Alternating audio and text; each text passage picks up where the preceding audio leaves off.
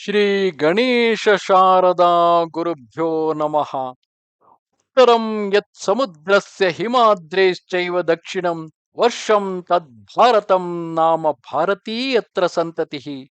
The greatness of this land is the most importance is given to the devotion towards the Lord, devotion towards the God, devotion towards the God whom you can imagine in your own way. Some people imagine the form of Vishnu and worship him. Some people imagine the form of Shiva, some the Ganapati, some the Shakti, some of them Kumara. Whatever is the form of the god, they assume they can worship him only by pure devotion. And though lots and lots of religious acts were mentioned, they none of them were important compared to the devotion, and they all need to be performed. If at all, if one could afford to conduct such kind of worship, such kind of religious act, they should do it. If they afford it, they can do it. But even in that act, the devotion is a necessary thing to reach unto the God. So every individual can practice their own way to reach up to the God, and that is the speciality of this land called Bharatavarsha. Welcome to chapter 6 of Skanda Purana under the Maheshwara Khanda and the Kedar Khanda. In the previous chapters, we were seeing how even the great yagna that was performed by Daksha was spoiled because had not invited Shiva, so he was not having a proper devotion towards Shiva. He insulted Shiva, so his yagna was spoiled.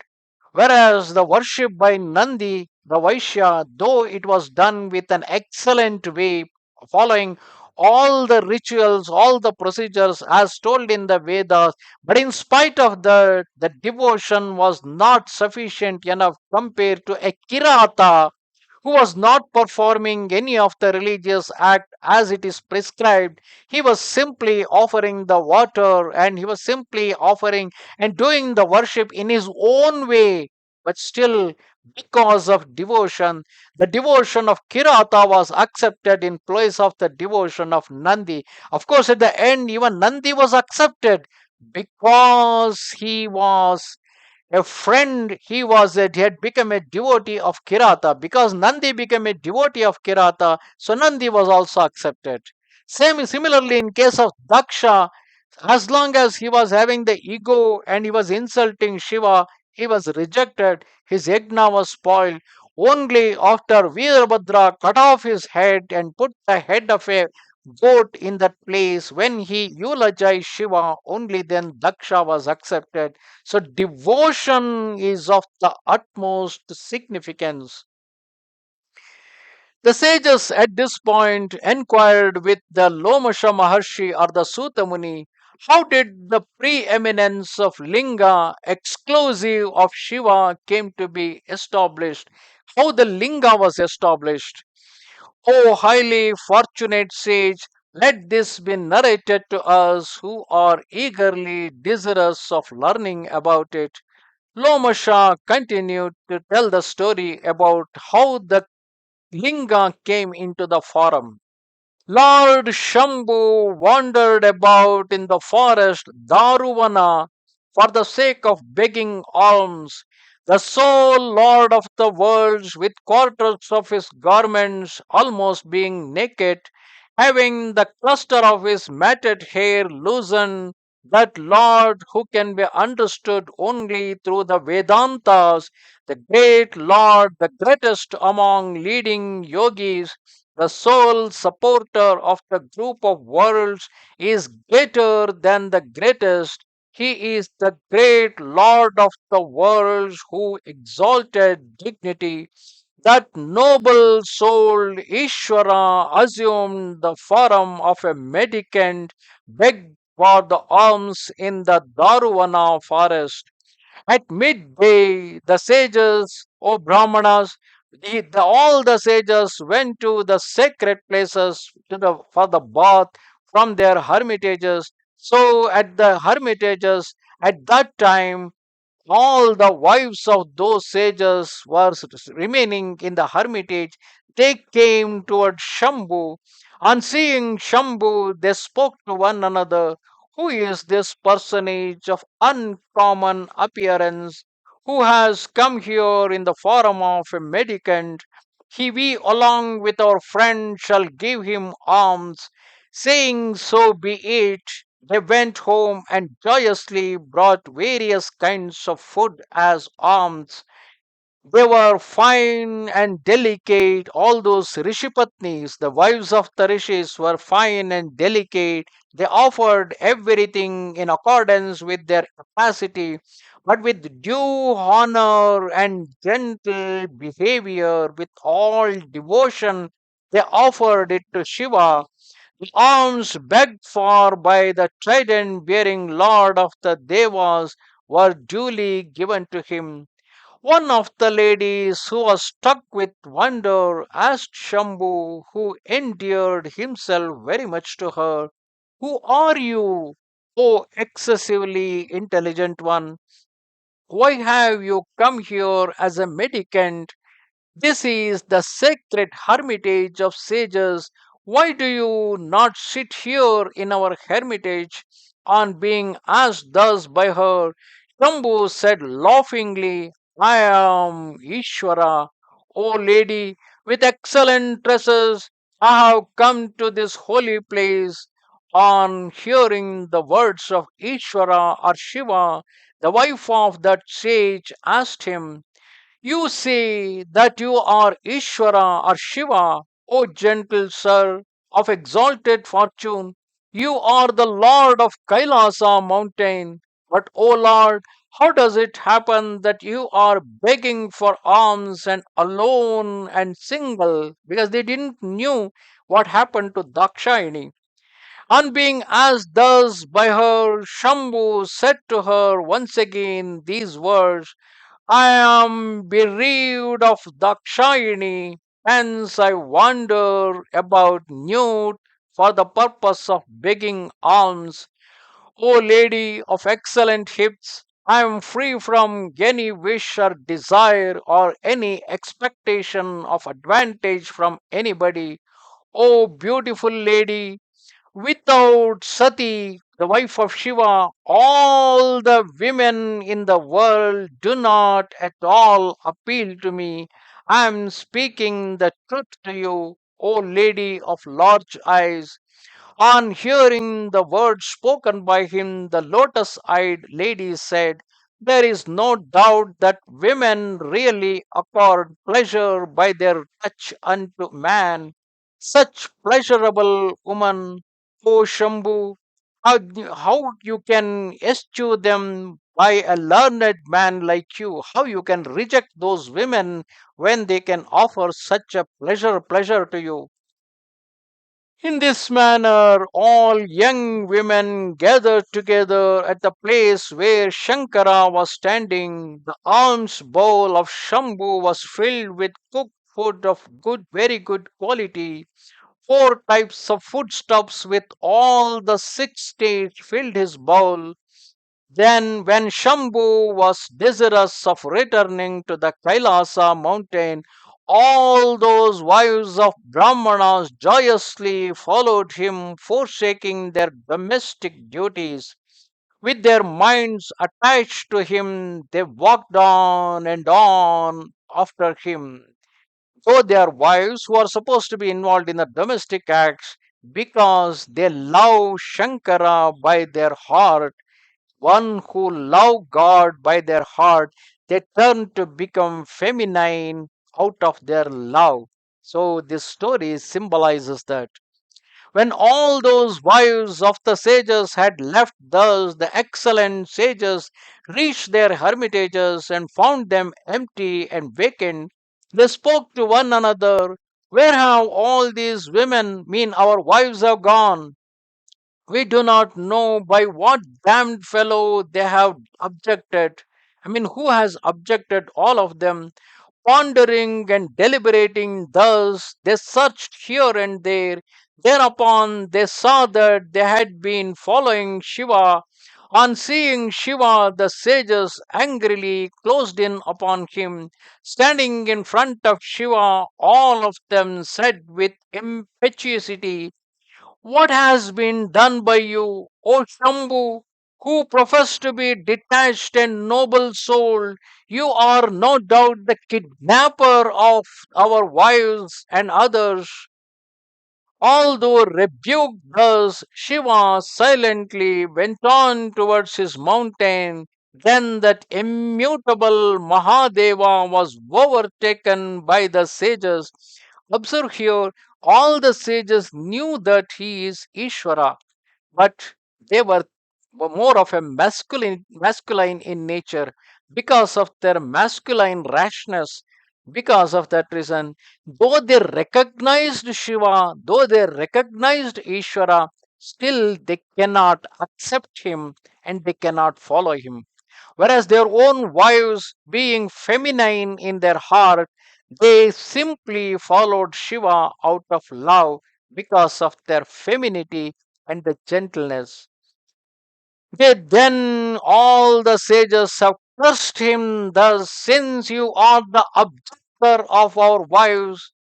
Didn't they know that Shiva was not objecting them? It was only their wives who were following him. But they still ascertained that to the Shiva and they cursed him. "You become instantaneously a eunuch." Thus cursed by the sages, his penis fell down on the ground.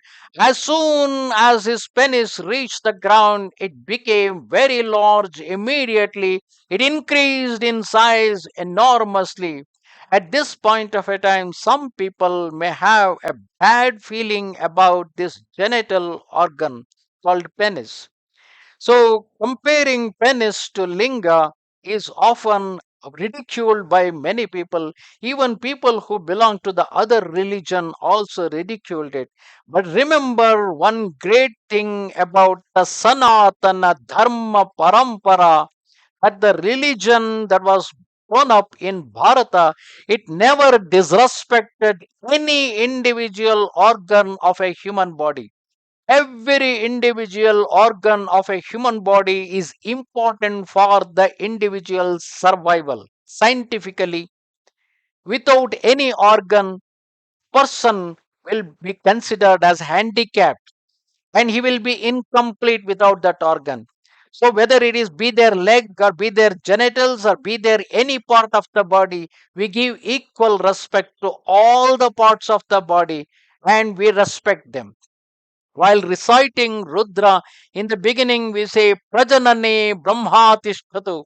That means we assume Brahma to be located at where the genitals are there so that we can worship him, because it is true. It is through the penis that the regeneration of life happens. That is why it is highly respected. So, with that respect, let us continue.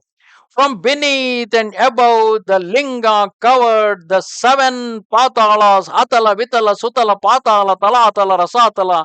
So it covered the seven patalas in an instant. Then it pervaded the entire earth and enveloped the firmament, all the heavens. There were 14 different heavens, so all the heavens were covered. Then it rose beyond the heavens. So the linga rose beyond the heavens at the top and beyond the patalas at the bottom. There was no earth, no quarters, neither water nor fire, neither wind nor ether, neither cosmic ego, ahankara, nor the great principle, Mahat Tattva, neither the unmanifested one, Avyakta, nor the time, no great primordial matter called as Prakriti. There was no dualistic division. Everything become merged in an instant, and because since the entire universe become merged Lina into that linga. That is why it is called as linga of the great Atman. It came to be called so as linga because the whole universe got merged, means which in Sanskrit we call it as Lina. That is why Since the whole universe got merged into that, it is called as Linga. Learned men say that it is called Linga because of Layana, that means the merging of the universe. On seeing such a Linga rising further and further, the celestial sages Brahma, Indra, Vishnu, Vayu, Agni, and the guardians of the quarters and the serpents were filled with surprise in their minds. They spoke to one another. What is the length of this linga? What is its girth? Where is its top? And where is its pedestal? All the suras, devatas who were worried with thoughts like these then said to Vishnu, Devas said, its root must be seen by you, O Vishnu, O lotus born Brahma. Its head must be seen by you. Then you can justifiably be called protectors because Vishnu and Brahma are the protectors which they were assigned with the task of finding the root of that linga and the head of that linga. Vishnu and the lotus born god Brahma, both of whom were gods of exalted fortune, heard this. Vishnu went to the nether worlds, to the Patala Loka, searching for the root, while Brahma went to heaven, searching for the head of that linga. When he reached heaven, Brahma eagerly looked everywhere, but that clever Lord did not see the top of that linga. So the lotus born returned along the path he had gone and reached the top of Meru. There he was seen by Surabhi, the divine cow. She was standing in the shade of a Ketaki plant and spoke to him in sweet words. On hearing her words, the grandfather of all the worlds, Brahma, spoke laughingly to Surabhi in a deceptive words. Extraordinarily wonderful linga which has pervaded the entire region of the three worlds was seen. I was deputed by Devas to see its top. I am extremely worried as to what I should report in the presence of Devas as the top of that all pervading linga of the noble souled Lord was not seen. Though it is untrue, you should tell Devas that the top of the linga has been seen by me. If all the groups of Devas like Indra and others were to ask you, have you witnessed? You shall, that means the Surabhi shall quickly in this matter, O Devas, there are witnesses. In this matter, O Lady of good holy rites, you do be my witness along with the Ketaki flower. So Ketaki flower will say, yes, it was on the head of Shiva, and Surabhi will be the witness for that. Accepting the suggestion of Brahma, Parameshti, with her head bent down respectfully, Surabhi, in the company of the Ketaki flower, honored it. Arriving thus in front of the Devas, Brahma spoke. Brahma said, I have seen the wonderful top of the Linga. O Devas, it was duly worshipped by me with Ketaki petals. It is large, soft, and spotlessly pure. It is beautiful and fascinating. It is wonderfully lustrous and excessively refulgent. Such a linga was seen by me. Like that, I have not seen anything else anywhere else. On hearing the words of Brahma, Devas were struck with wonder. Even as the groups of Devas, beginning with Indra, stood thus filled with wonder, Vishnu, the Lord of all, the bestower of spiritual illumination, came there from Patala. Immediately he reported to all, although I was eager to see the root, the end of that linga, it has not been seen by me. As I was moving further from Patala, I was struck with the great wonder. I went through Atala, Sutala, Nitala, Rasatala, Patala, Tala, Talatala. Everything appeared empty and void. Even the most vacant places of all was examined well, but it was neither root nor middle nor top. Mahadeva, by whom this universe is sustained, is the one in the form of this Linga. It was due to his grace that you and the sages were born.